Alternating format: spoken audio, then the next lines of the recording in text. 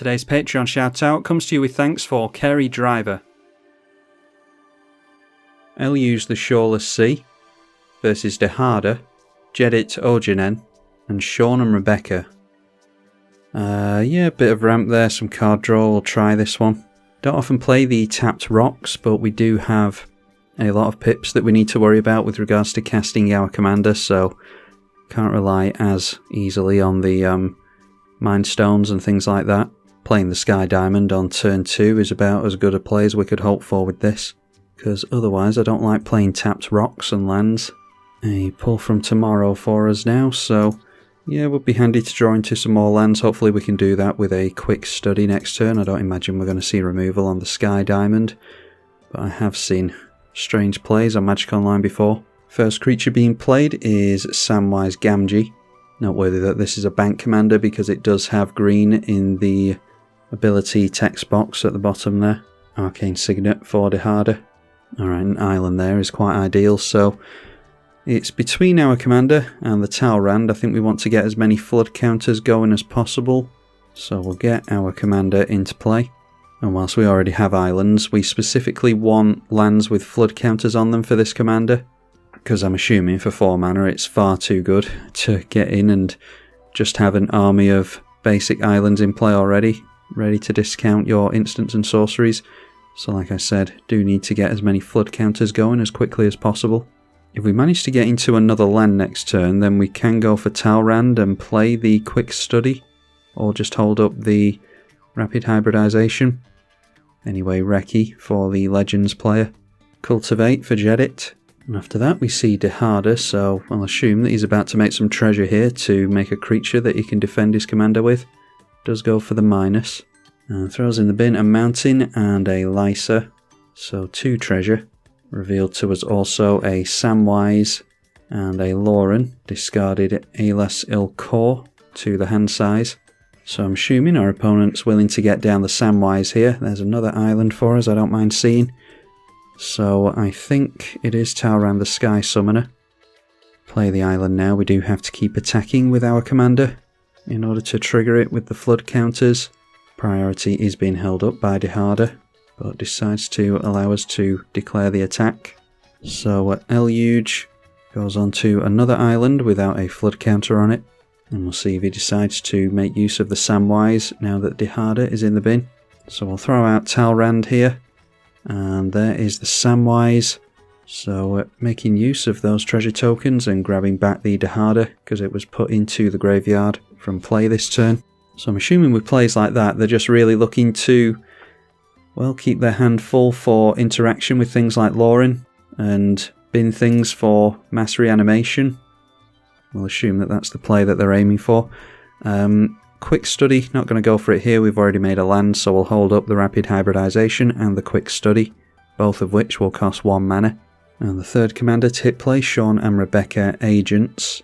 Draws a card to the Reki when they cast that. And I haven't looked at any of the Assassin's Creed cards, so I have no idea what the Animus is, but we're about to find out.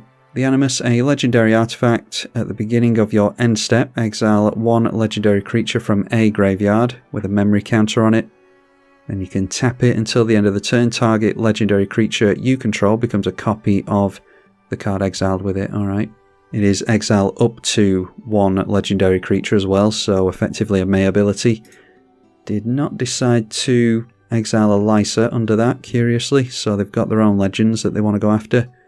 And we see the 4th commander hitting play now.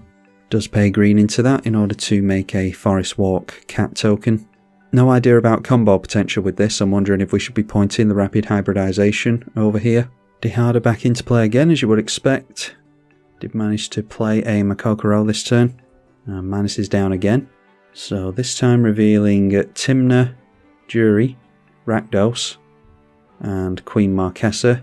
A 4 for 4 there. Discarded all of them, I think. So I'll get straight into Negan the Cold-Blooded. Secretly choosing a creature an opponent controls. So I'm guessing that that's going to be pointed at our commander. Let's go for the Quick Study now.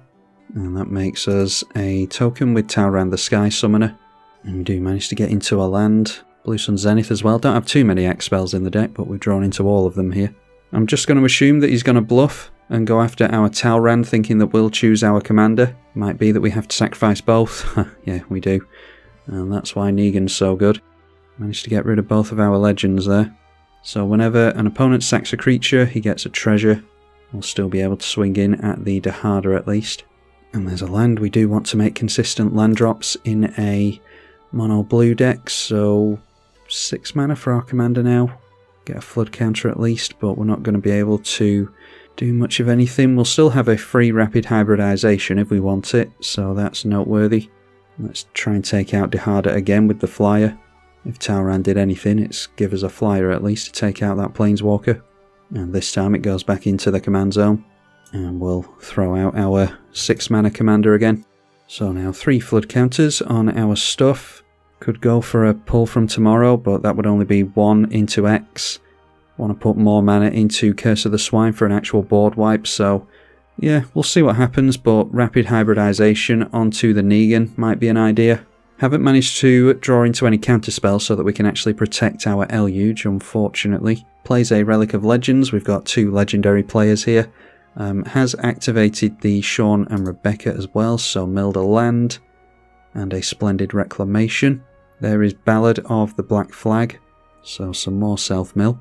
There's an Urza's Ruinous Blast from there, and of course that's what goes into his hand. Yoshimaru as well.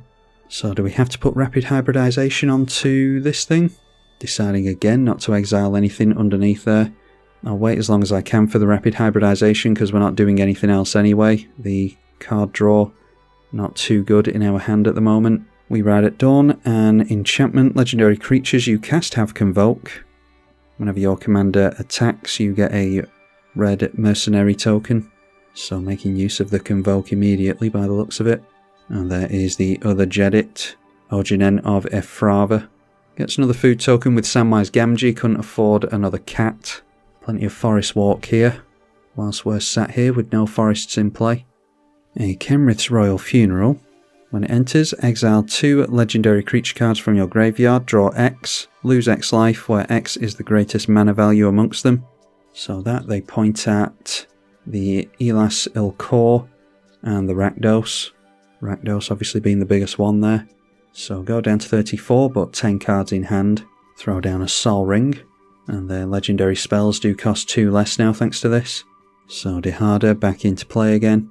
Should have plenty of legends, minusing down on the Dahada. Wondering if killing it off all the time is actually kind of doing them a favour here. Maybe it's time to start having our opponents do something towards that. Throwing in the bin an Odric, a Garner, and Kazul. Revealed a Brass's Tunnel Grinder as well. There we see the One Ring. It's you gain protection from everything until the next turn, so we can still target their stuff here. And Brass's Tunnel Grinder costs less because it's legendary, so they can discard a bunch again here. And they draw that many +1, so they're up to 9. Got rid of a Ragavan and some lands. Luxior will be able to be equipped to the commander. Whether they do that or not here is going to be interesting. Alright, Laurent of the Third Path can blow something up. Probably should go after this. Or the Means of Convoke. And they do go after the legendary artifact. So, this player painting himself as a big threat here. I dare say everyone was looking at us at first, but Dahada might actually be able to buy us some time going off this hard. So do we just hold on to the rapid hybridization after all this? I think it might be worth doing. Could, yeah, just draw and discard 1 card we pull from tomorrow, but not really interested in doing that. A Boar counter does go onto this. Okay, extra planar lens with plenty of islands in play. There's 1 island here and another one here as well. Obviously didn't go for the snow-covered ones. Do we want to maximise the amount of power toughness on Eluge? Yeah, I think so, because obviously one's going to get exiled under the extra planar lens. So let's start trying to swing in. Now, I'd like to swing in at this player really, but they've got protection from everything. Do we just go in at Dahada and try and get them to block with something? We just want to be attacking every turn. So another flood counter, which is the reason that we want to be attacking. Throwing away Negan, which means they don't mind it being blown up, and the Lauren, so they definitely want to get rid of our commander.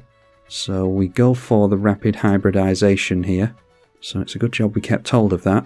That actually costs 1 less, so tap down mana for nothing. So it's not the flashiest Nexus of Fate, but I really don't want to waste that mana. So getting an extra turn at instant speed there.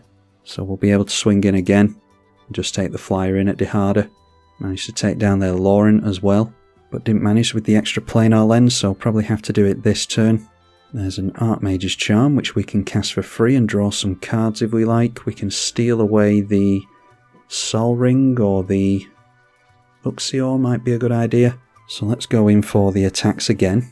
Does seem as though he wants to keep Dihada in play, which we weren't too sure about previously, so we did gain some information there. Let's just swing both in at Dihada. We're really showing our opponents that we're worried about this player. And it's yet another flood counter. So the one without the flood counter is the one we're going to have to exile under the extra planar lens to gain double mana. So the commander allowed to go down again, and it is in the command zone. So now let's play this extra planar lens, making sure to tap down the land we're going to exile. And we've got 5 mana discount on our instants and sorceries here. So I don't think I'm that bothered about Curse of the Swine at the moment. Can just go pull from tomorrow here, I think. So X is currently 3 before we've even done anything. So tapping down 1 land will make X 5. I think that's fine. Try and make a land for the turn. Maybe could have put another couple of mana into it because we do have to discard here. Alright, Demolition Field. Expropriate as well. Another sorcery and Rush of Knowledge. Yeah, I think I'm fine discarding the island if we play the Solemn Simulacrum here. So play Demolition Field. That's our land for the turn. Play Solemn Simulacrum so that we've got another island. And I'll put the flood counter on the island before the Demolition Field, because obviously might want to sacrifice the field at some point. But we can actually hold this up as it stands now. So no more discounts on our stuff. We will just pass it at that. The One Ring going to put a burning counter on it and draw a card. They go up to 8. Mill 3, you can put a historic card from your graveyard to your hand, so they can grab the Animus back here if they want. This is from the level 2 on the Saga. They'll do the same again next turn. So there we see Mana Crypt, Inga and Isika, and Kogler decided to grab the Mana Crypt, so plays that to accelerate the mana. See Minas Tirith as well. Plenty of legendary lands to pick from nowadays. And there is a Boromir, which is going to counter the spells if no mana was spent to cast it, which is bad for us. Maybe we can just make do with that being in play for now, because we can wrap it up with Curse of the Swine. Does switch off our Archmage's Charm, unfortunately, so it is a risk to let it in play, but we either waste it on this, or we actually make some use of it down the line. Add a mana and mill 2 with the commander, a land and a Great Henge. We do know that they have the Urza's Ruinous Blast in hand, which we can no longer counter. Petria's Seal uses the seal to untap the commander. Gold Forged Thopterix. Each legendary permanent costs 2 less. So yeah, plenty of legends matters here. Samwise makes a food token again. Only 3 cards in this player's hand at least. But taps out into something big here, not making use of any Convoke at least. A Hero's Podium. So big buffs, and if he swings, he's probably going to swing in at us, I would think. Unless he forgets about the One Ring, of course. Hero's Podium, looking at the top X cards of the library, they can reveal a legendary creature and put it into hand, just revealing a couple of forests. So let's see how these attacks go. They do come in at us, as we were expecting. Forest Walk goes into the left at least. Yeah, both of the Forest Walkers do. So this is just a legendary creature swinging in towards us. They get a Mercenary from the We Ride at Dawn, and another 2/2 Cat Warrior from the big green legend here. So going to be chump blocking with Solemn, I imagine. Might be able to get us into some counter magic that we can hard cast at least, if we draw into a card here. So draw with Solemn, and that is a commander's play I don't mind seeing, so hopefully it can help us with spot removal. At the end of the turn, we can put a bit of mana from the Demolition Field into the Blue Sun Zenith, and that will dodge this, because we will have spent mana to cast it. So let's go Blue Sun Zenith, targeting ourselves. We only get the debuff or the discount from Eluge, once a turn, so X is currently 3 with that, and ends up drawing us into a Sol Ring. Counterspell will be free as well, and we get into a land that we can make next turn. And hopefully we've slowed down Dehada quite nicely so that they don't have quite as much mana as they would like access to. I think their commander costs 8 now. Draws another couple of cards with the One Ring. So if we have to hard cast the Counterspell here with our double blue mana, we are going to have to sacrifice the Archmage's Charm, unfortunately.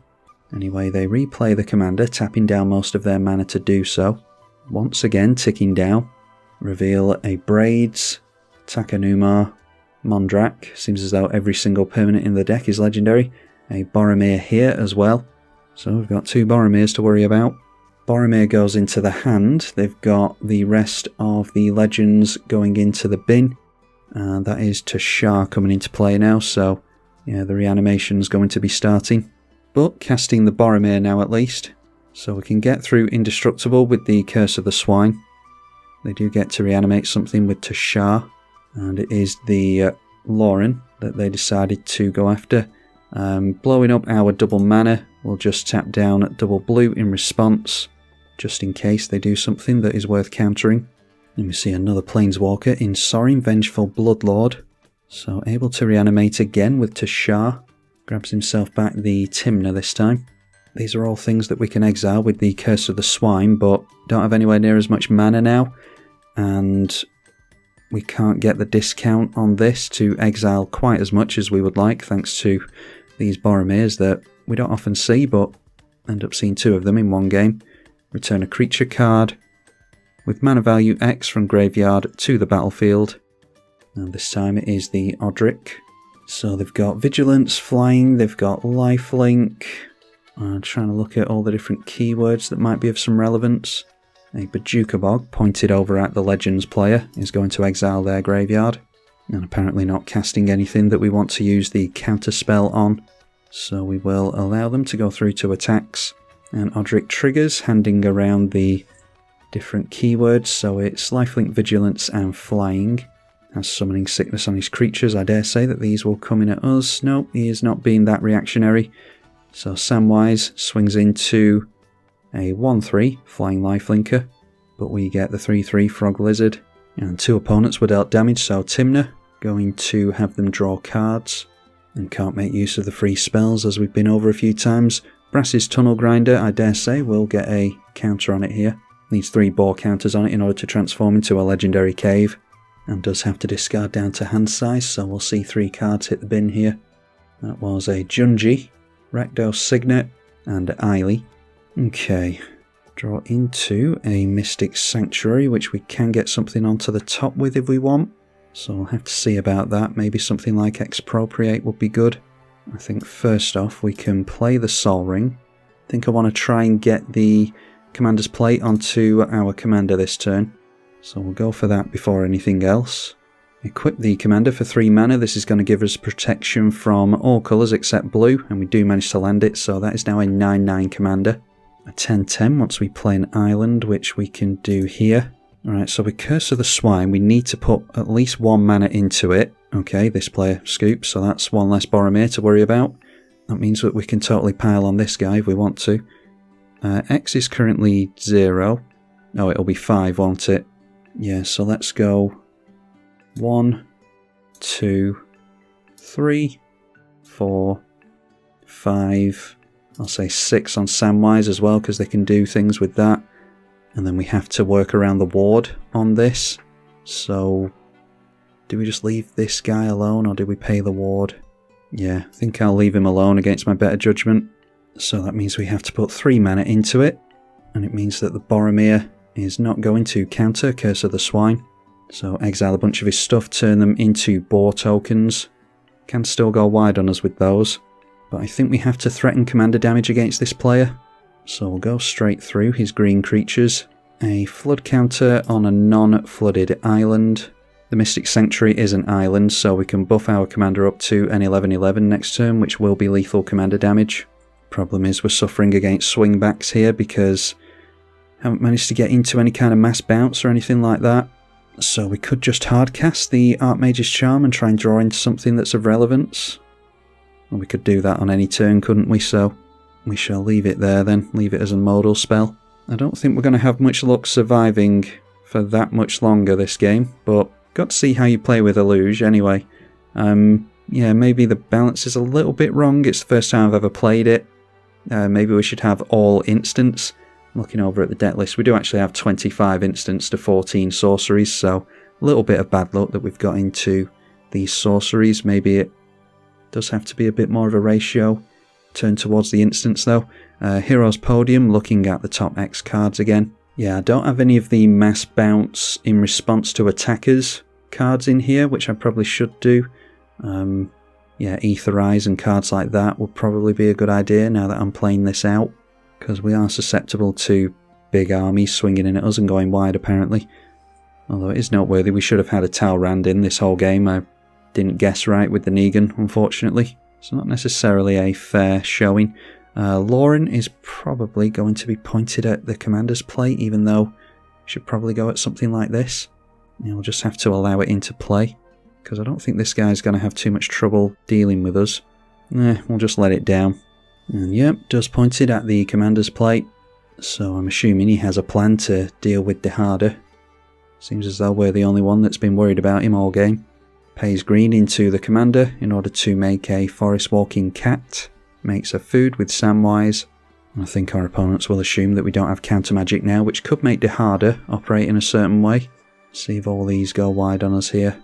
Obviously we are a threat here, I'm not trying to claim that we aren't, but it is a tricky situation our opponent's in, because Dehada is looking really good and does have a foregrip of 7, is going to draw even more next turn, and does he need us to get rid of him when we've been showing that we are going to be swinging in at him all game? I mean, I'm not sure we can one-shot him out of the game now because our opponent just helped him.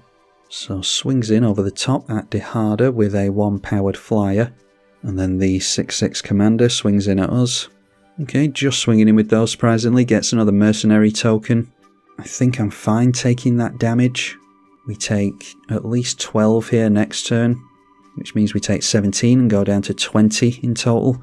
Yeah, that's fine. And I think it's finally time to use the Archmage's Charm. Would be cool to take something like Luxior. We don't have much use for it other than taking it away from our opponent though. I think we just make use of this here and go for the card draw, because we might be able to draw into something that can really turn the game around for us. Right, a Fact or Fiction. Again, we can just hard cast the counterspell, get this for free. So yeah, just pass it over there. With the Mystic Sanctuary, we could play that next turn, put something decent on top, and then play the Rush of Knowledge. Maybe we go for Expropriate next turn if we survive here. All depends on what our opponent aims to do to us here. What is that? Destroy all legendary creatures or non-legendary creatures. I'm guessing that he's gonna go after our commander there. Let's go for a free Fact or Fiction, and then we can hard cast the counterspell onto that. So we'll allow the BAMP player to choose for us, and we'll assume we're not going to get the Offer You Can't Refuse if he wants the board wipe to land. Might not see as many attacks from the boar tokens towards us as I think. If our opponent's worried about turns, we have shown him that we've got extra turns. He might play around the fact that we are able to get multiple attacks with our commander in towards him. This player finding it difficult to choose the piles here, unfortunately, so I'm hoping he hasn't decided to disconnect on us. Alright, yeah, an Offer You Can't Refuse and Reality Shift into one pile, so he's giving us the instant speed choices here. That's actually a perfect pile for us, so yeah, we'll choose pile 2. And we'll go for an Offer You Can't Refuse. It's going to give our opponent more mana, which we don't really like, but they've seen the counterspell here, and we'll be able to cast both of them if we need to. Can have them still playing around a counterspell that they might hope we don't have. Did draw another 3 cards to the 1 ring. A Vraska, the Betrayal Sting. Target creature becomes an artifact. We do not want to see that either. So we'll hard cast the counterspell and hope that they don't have any more spot removal for our commander. Alright, they get 2 attacks here with a Karlach. So that is... we block here, so it's 24 points of damage here, and then 27 from the Frog Lizard. So they just turn in with everything. Is it more effective if we block a boar token? Oh, they get first strike anyway, so doesn't matter, we're not going to be able to kill the boar token. I think killing off a boar would have been more effective with regards to the amount of damage we take there. So throw the chump blocking Drake in the way of the frog lizard. Again, they might not attack in with quite as much if they're worried about the swing back from us. So we go down to 19, and this is 15 points of damage, I think. Don't have a mana crypt in play, thankfully. So yeah, knocking us down to 4. We have been debuffed on our commander as well, thanks to our opponents, so even if we got extra turns with the expropriate, it wouldn't necessarily do us too much good. There's a Snapcaster Mage, which we can make use of expropriate with, potentially.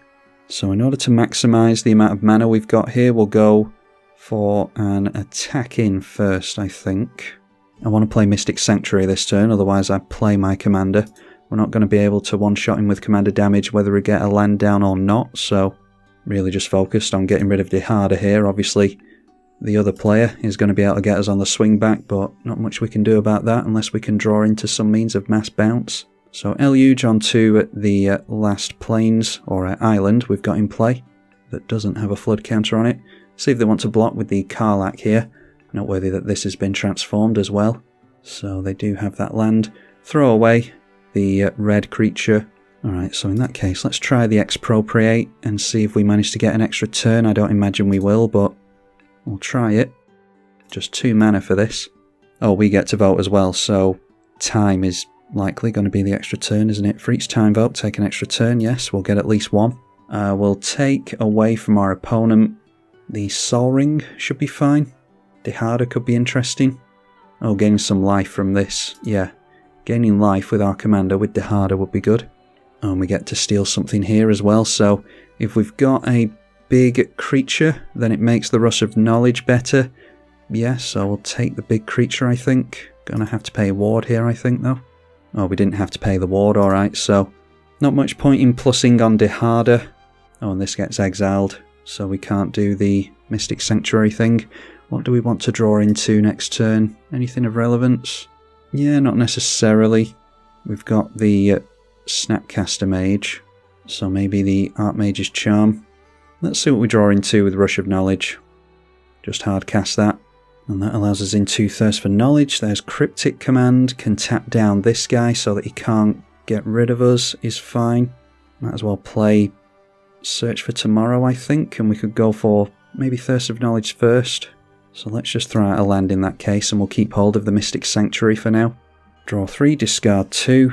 There's Rivendell. We'll just get rid of a couple of islands, I think. Drew Consecrated Sphinx also. Yeah, 2 mana. Might as well throw out the Search for Azcanta. And then it's round to our turn again. So Surveil 1. Got plenty of cards in the graveyard. Definitely throw the island in the bin.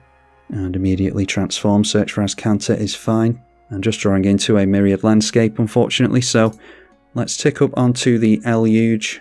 I'll play the Mystic Sanctuary now, and we can just take back the Rush of Knowledge, I think.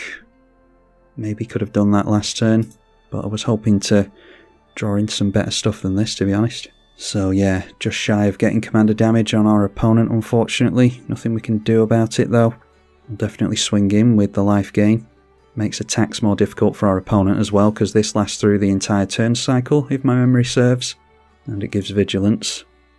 So again, trying to take out the Legends player. And again, a flood counter. Alright, so that player now deciding to scoop. I hope we gain the life still. Took his Dihada with him, of course. Okay, we did not gain the life, because our opponent quit at instant speed, selfishly. Let's go for hard casting a Snapcaster Mage. And we can have a look at going for the X spell. What is it called? The Pull from Tomorrow, I think. See if we can draw into anything else that we like the look of. So Snap Mage giving this flashback. I don't think we played an instant or sorcery yet. Yeah, X is currently 6. If we don't spend any mana to cast it. Yeah, I want to get down Consecrated Sphinx as well, so let's just leave it at that. So we draw 6 cards, just discard the Myriad Landscape because it's a tap land. And Clone Legion would be a fun one. Oh, I did put Aetherize in here. Okay, just had a quick scan over the deck list and didn't see it. Obviously wasn't looking close enough. Swiftfoot Boots onto our commander for sure.